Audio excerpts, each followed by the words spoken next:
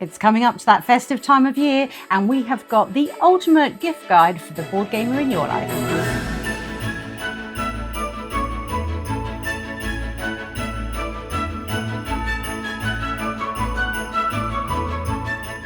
Welcome to Box Meeples. I'm Julian and this is Libby, and we have made a list and we have checked it twice. And on this list is 10 different categories and 20 different board games to help you pick the perfect gift for that board game fan in your life.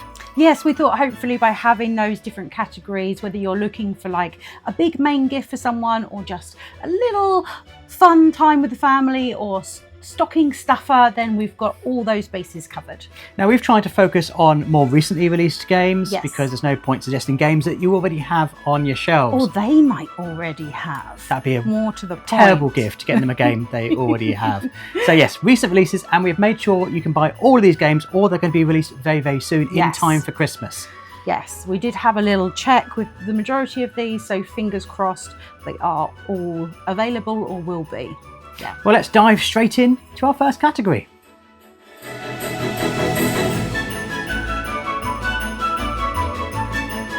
So we're going to kick this list off with the little ones, the kids' games. I mean, hopefully they're fun for everyone. It was the ideal, but ones that are primarily focused on the children in our lives. And I'm going to start things off, and I am suggesting Little Alchemists from CGE. A lovely game because I think that it suits quite a lot of age ranges, because you actually get harder and harder and harder depending on the level that you go through with this game. And so you're playing this lovely sort of wizardry, you're trying to work out what potions go together and what they mean, but there's little extra levels, little extra bits of difficulty that come in as you progress through. So you can, maybe with the very young ones, you'll just play at those beginning couple of ones, and then as you get more proficient at it, or maybe if you're playing with older children, then you might dive in to levels a bit further up, and then you can stick at what suits them and find their sweet spot in terms of their playing. And what a lovely theme to have that sort of wizardry and fun at this sort of festive time. I have gone for the game Chicken and Aliens, and I went to the target audience for this. I asked children what games that they've played with us that they've enjoyed throughout the year, and we played this game at a convention, and it stuck in their mind. So sometimes you don't need those big elaborate games, you just need a Hessian bag and some cards, and you play a little small indie game, and that is just enough for some children. It's a very simple game.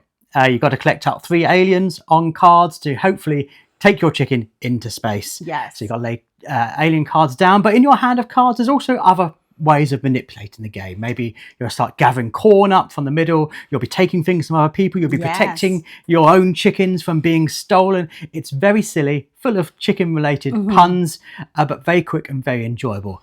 Can get very take that, but don't worry, the game is so quick you'll be over through the round before you even know it, and you'll be taking revenge on the people who've done your chicken wrong. Yeah, and what fun to have a chicken in your UFO going off to space. What everyone wants in a game.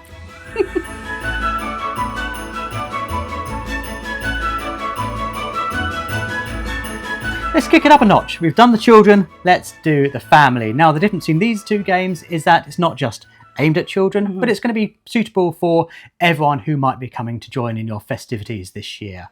So very young, they're very old. And I have gone for the game Twinkle, Twinkle. Now, beautiful. This is a fantastic game from Allplay, and you are picking up little plastic tiles to build up a star map on your board. There's an element of drafting in there we've seen in King Domino, working out what's going to come up and also what's available on this turn. As you gain individual points for different things, you know, collecting asteroids or building up big star constellations on your board. But it's easy to teach and it's adaptable. You can change which scoring conditions you have, and you can make those more complicated. So once the children have gone to bed, if you want to keep on playing this, you can just notch up the complexity for the adults around. And it's such a visceral game. It looks so beautiful on the table that's attention grabbing, and it'll make people at your party go, "Oh, what's that? That looks beautiful. Can I play next?" Yes, and there's nothing more beautiful than the night sky at this time of year. I am going with River Valley Glassworks, which is also from Allplay. Another beautiful production with those lovely coloured stones that are going into the riverbed. And it's, again, a simple game. You're basically going to be picking up stones from a central sort of lake area, or you're going to be dropping one into the river and then taking some of the stones from an adjacent tile. You're going to have the right kind of shapes and everything, and you're going to be trying to pick the right types of colors before everyone else nabs all the good ones, and you're going to be filling in your board, but you want to maximize the way you fill that in. So there is some nice bits of strategy there in terms of what you're wanting to pick up, not letting your opponents get all the good ones, and a bit of a race, because once you've got a certain number of stones in there, it's going to trigger the end game for everyone. So you've got to make sure that you're not behind the ball there. This really is a game that looks so simple, yet there's all this hidden complexity in it. The only you start to realise is the more and more you play these games.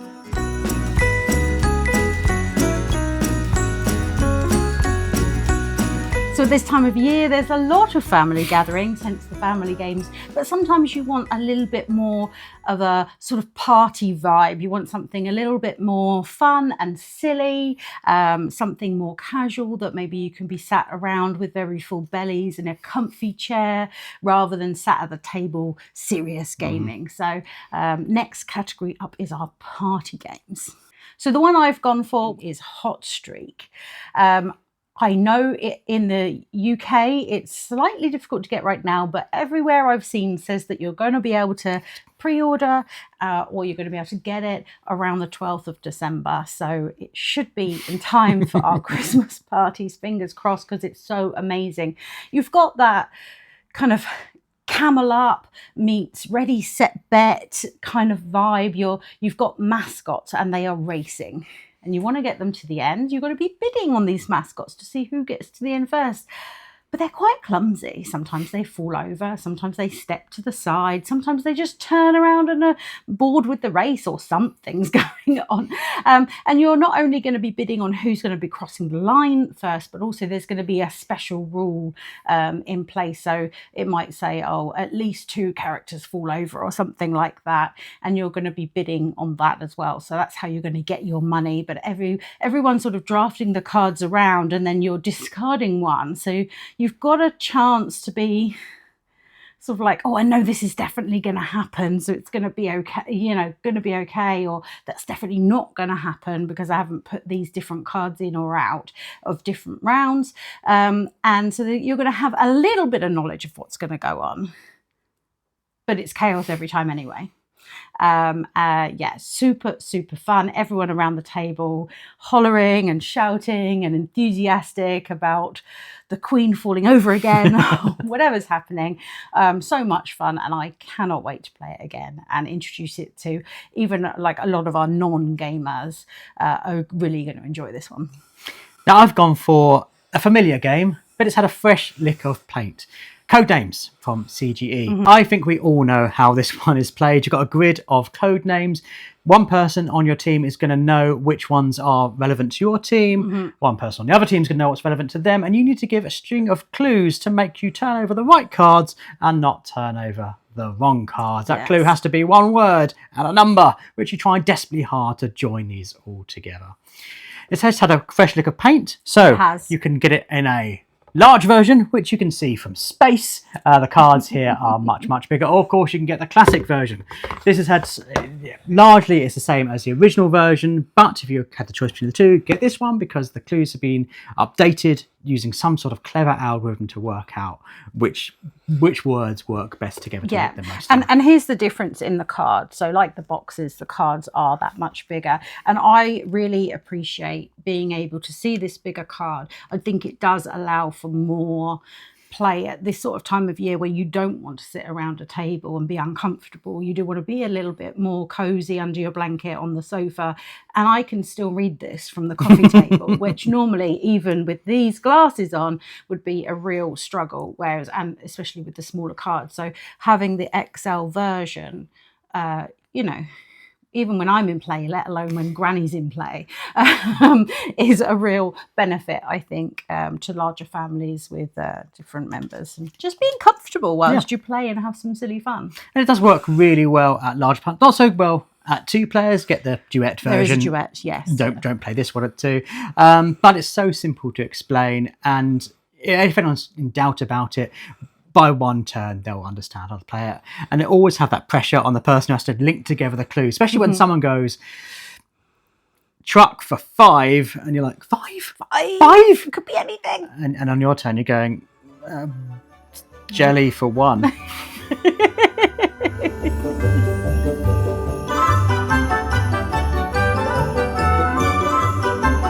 Christmas, it's this time of generosity, of loving one another and coming together to celebrate. So, not all games should be competitive. Let's have some cooperative games. And I have gone for Bombusters, the Spiel des Jahres winner last year.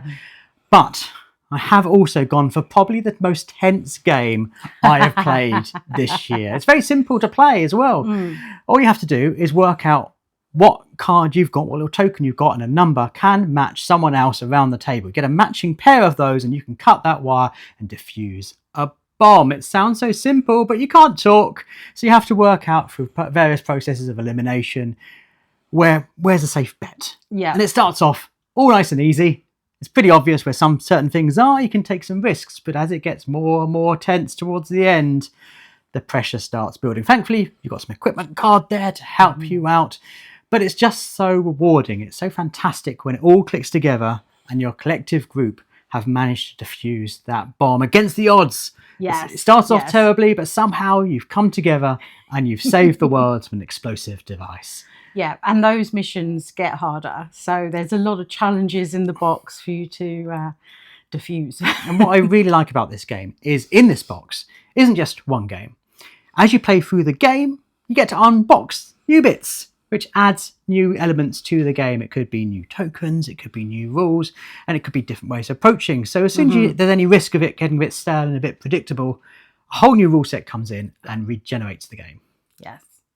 My choice is Take Time, a brilliant little game that we've been playing recently, and it is absolutely gorgeous. Absolutely gorgeous. Lovely gold foiling in it, this lovely clock symbols that you have, and in fact there's quite a lot of clocks in there. So again, much like Bombuster, there's a lot of game in this little package, because you're going to have different scenarios in each folder. So there's 10 folders for you to go through. Within them there's several clocks of little missions for you to achieve between you. You're going to be dishing out some cards, some light cards and some dark cards, and each of these clocks is going to have set rules in terms of what you have to do, what number of cards you have to put in certain spaces of the clock perhaps.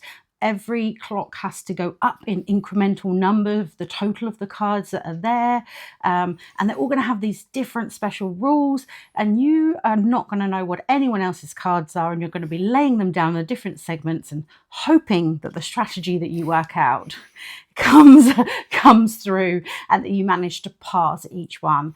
I thought it was really lovely that they actually included a "oh Lord, we didn't do well in this one" folder for the clocks that you don't manage to do, so you can still move on to different challenges and try different things, and see how your team just sort of gets into sync. I think a lot of people have said it's got vibes of the mind, it's also got vibes of the crew, so if that sort of trying to work out what numbers everyone's got, but still doing that mission fulfillment element of merging those two things together in a really beautiful way. So it's a really nice, easy game to teach as well.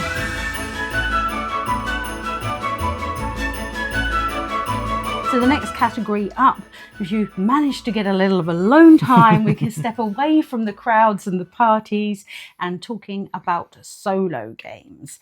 Now we haven't included Final Girl on our list because I think if you have a solo player in your life, they might have found that. And you probably might already not, have that one. Yeah, and that you might not know which films that they have or they didn't, well, they want still or not. So we tried to avoid the obvious and have a look at some other options. So for me, I've gone with a game that actually does play at a higher player count. It's not a solo only game, and that's Explorers of Navoria. It's got those lovely cutesy vibes, and this definitely is a game that you can play at higher player counts. We've played it quite a lot at 2, but I do actually really enjoy playing it solo as well. You're basically trying to build out a sort of tableau of different things from your cards, that each of the different coloured cards are going to be giving you something a little bit different. So you might be gaining resources, you might be moving on tracks, you might be getting more end game points and things, but each time you're going to be taking some of these different cards, getting you more and more of what you need, and then you're going to be able to be moving along, putting trading posts, using those resources to gain more and more bonuses. And it's a really satisfying little puzzle that you have there. And you also have those little symbols that you're trying to collect up to get those extra special rewards as well. So yeah, it looks really pretty to play, and it's just a nice chill vibe for me. Now I've gone for the Buttonshy game Casinopolis. Now if you've played Spoolopolis, this game is going to seem very familiar to you, and it's a game actually I know incredibly well. Played probably 100 times I played Spoolopolis, and to be honest I was getting a bit tired of it. I kind of had all the fun you could have from it. So this little refresh in Casinopolis was more than enough to just reinvigorate my love for this game. Of course this game isn't specifically a solo game. You can play it with larger player counts, but let's face it, it really is just a solo game as you try to, as you did in the original, collect like-minded areas together, while also, in a lean towards Vegas, try to build one big long strip. You want to have one big road in the middle of your city. There's also other things you have to focus on, such as collecting jackpots, and now the individual missions have different scoring weights, which gives you much more variability across all the games that you play. I love the Buttonshy games because they are just essentially 18 cards. You can play them pretty much anywhere, which gives me ample time to try to make the ultimate cardboard Vegas.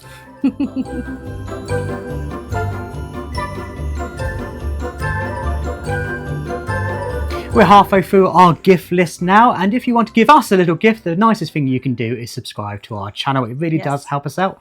And we post 2 videos every single week right here on YouTube, and we are always talking about board games.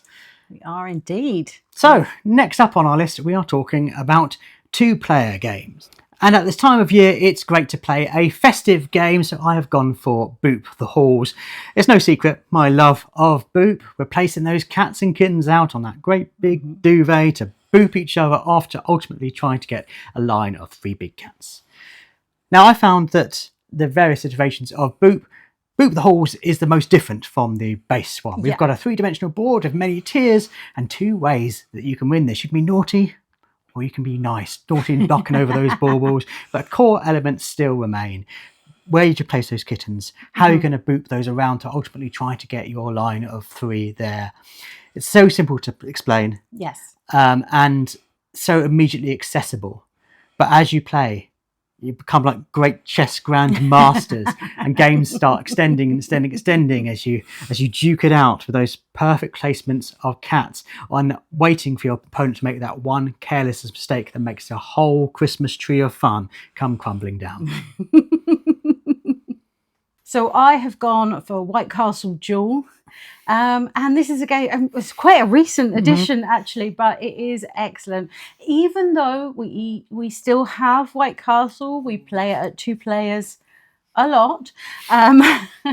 This does play a little differently. It has a few little tweaks. You've got that same theming and the idea in the game, but you're really going to be looking at your lanterns a lot more in this one, and you're placing stuff out in the beginning half and you're picking stuff back up in the second half. So the way that you do everything and all of that strategy behind it all is really mixed up, but giving you that same White Castle vibe that we have and love from the original.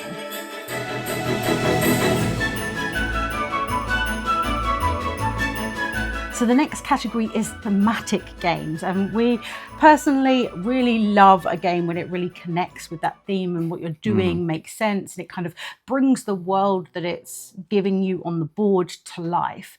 It really elevates a game for us, so it's an important category, I think. And for me, I'm going to go for Cyclades. Now this year the Legendary Edition came out, so we're trying to we're combining the best of the best really, in terms of like the expansions and things like that have come out. out. Of course, this is based in Greek mythology. You've got all those gods and different creatures and things that we all know from tales gone by. But you're going to be trying to sort of duke it out on these islands, these Greek islands in the Cyclades. And you're going to be commanding your troops and your ships and all these kind of things. But where it gets really interesting is you've got these great bidding turns for who's taking what god power in which turn. And that you can really need to do certain things at certain times. So it's a really interesting play section. And then, of course, we've got all of these amazing creatures and gods and things that you can sort of take over onto your side. There might be a Hydra, for example. You get that on the map, and some of your opponents are going to be shivering in fear. So it gives you all of those really good vibes on the table of someone doing something devastating, you feeling like you're on top of the world. And then the next time around, maybe they've got this big Cyclops after you. You know, there's some epic turns here.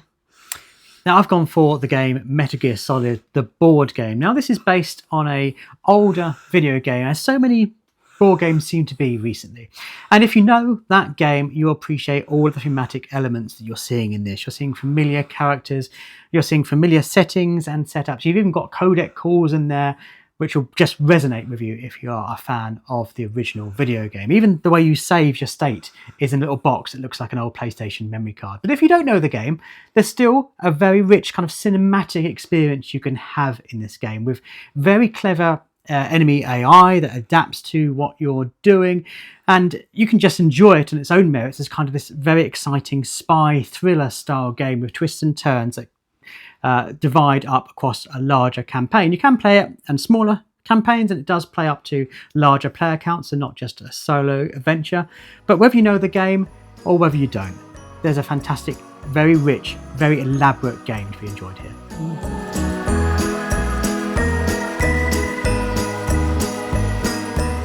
The majority of games we talk about on this channel are strategy games, so of course we're going to talk about some of these on this list. And one of the games I've really enjoyed this year is Popcorn, partly because it reminds me of those trips to cinema in the 80s and the 90s when cinema really was in its heyday, a foyer full of people eager to see the latest releases. And in this game you're choosing a range of parody films to host in your cinema. You've got to upgrade your cinema, adding new chairs, hoping that the patrons who come to see your latest film will be fans of that film, and you have the right seating for them to sit in there to kind of collect your bonuses, chaining those together to get the maximum score. Now, it's an incredibly mean game as well, because as the game progresses, you'll start being able to poach through advertising and various means, people leaving your opponent's cinema to kind of collect together the ultimate people to see your chain of combinations to maximise your score. Looks beautiful on the table, and if you're a movie fan, I really do love those parody titles you get for each of the films. I am going with Emberheart. Now, who can resist some gorgeous looking dragons? And these ones are by Andrew Bosley. So it's a worker placement game, but it's got some really interesting twists in it. You're going to have certain numbers of workers at different sections that you can place out at in order to get the best action, or maybe even to be able to pick up anything at all. Although you never really go home empty-handed, but there's some nice ways of scoring here in terms of gaining your dragons, maybe pairing them up with different characters and getting different abilities and different ways of scoring towards the end, but really keeping an eye on those flame icons, because whoever is furthest back from the person who has the most of the red flames is going to have quite a lot of points, as well as the other areas that you're scoring in. And I think there's lots of different ways to strategize here, but the actions are relatively simple in terms of what you do at each space. It's just choosing what your route to victory is going to be. And obviously all that time it's looking wonderful, and you are saving dragons from nasty, nasty poachers.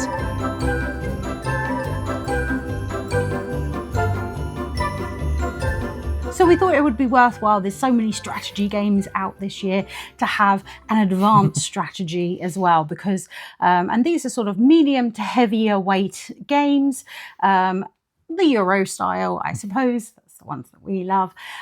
So we have another category of more strategy games, but these ones are a little bit trickier.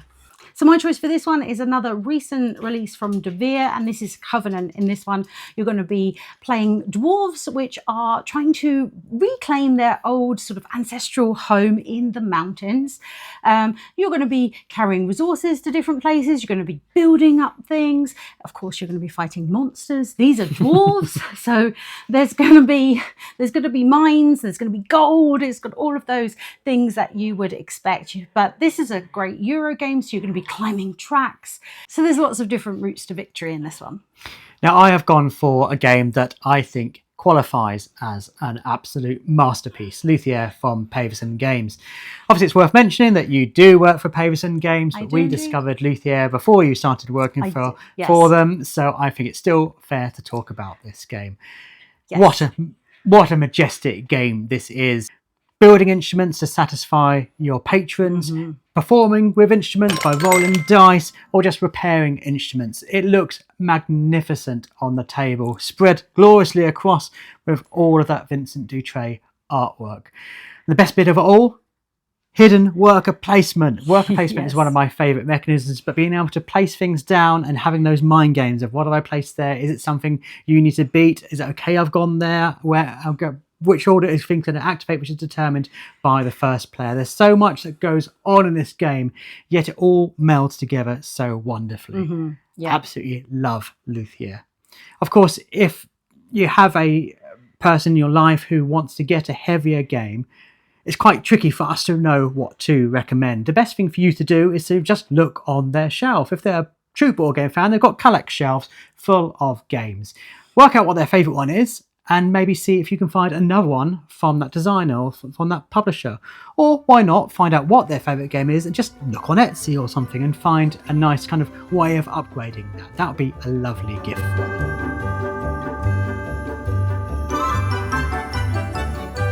So last up from our categories is what can be some of the most exciting to get hold of is the stocking stuffers. Now we're trying to keep these relatively compact games because obviously you've got to fit in the stocking, and also not too expensive, because I think quite a few things go into a stocking and then all of a sudden it costs way too much. So yeah, trying to keep this on the sort of lighter side for the wallet as well.